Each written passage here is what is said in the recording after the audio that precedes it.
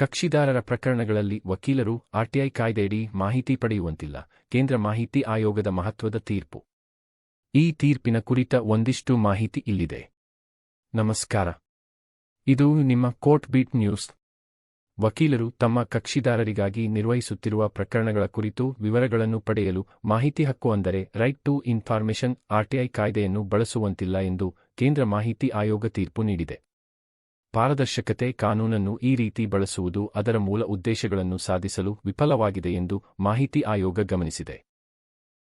ಹರಿಯಾಣದ ಜವಾಹರ್ ನವೋದಯ ವಿದ್ಯಾಲಯದಲ್ಲಿ ಹಣ್ಣು ಮತ್ತು ತರಕಾರಿ ಪೂರೈಕೆ ಒಪ್ಪಂದವನ್ನು ಮುಕ್ತಾಯಗೊಳಿಸುವುದಕ್ಕೆ ಸಂಬಂಧಿಸಿದ ವಿವಾದದಲ್ಲಿ ವಕೀಲರೊಬ್ಬರು ಸಲ್ಲಿಸಿದ ಎರಡನೇ ಮೇಲ್ಮನವಿಯನ್ನು ವಜಾಗೊಳಿಸಿದ ಮಾಹಿತಿ ಆಯುಕ್ತೆ ಸುಧಾ ರಾಣಿ ರೇಲಂಗಿ ಮೇಲ್ಮನವಿದಾರರು ಪ್ರತಿವಾದಿಯ ಸಾರ್ವಜನಿಕ ಪ್ರಾಧಿಕಾರಕ್ಕೆ ತರಕಾರಿ ಅಥವಾ ಹಣ್ಣುಗಳನ್ನು ಪೂರೈಸುವವರಾಗಿದ್ದ ತಮ್ಮ ಸಹೋದರನ ಪರವಾಗಿ ಮಾಹಿತಿಯನ್ನು ಕೋರಿದ್ದಾರೆ ಎಂದು ಗಮನಿಸಿದರು.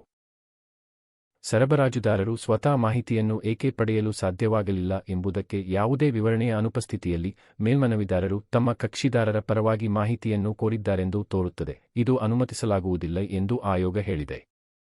ಮದ್ರಾಸ್ ಹೈಕೋರ್ಟ್ ಆದೇಶವನ್ನು ಉಲ್ಲೇಖಿಸಿ ಸಿಐಸಿ ಒಬ್ಬ ವೃತ್ತಿಪರ ವಕೀಲರು ತಮ್ಮ ಕಕ್ಷಿದಾರರ ಪರವಾಗಿ ಅವರು ಹೂಡಿರುವ ಪ್ರಕರಣಗಳಿಗೆ ಸಂಬಂಧಿಸಿದ ಮಾಹಿತಿಯನ್ನು ಪಡೆಯಲು ಸಾಧ್ಯವಿಲ್ಲ ಎಂದು ಒತ್ತಿ ಹೇಳಿದೆ.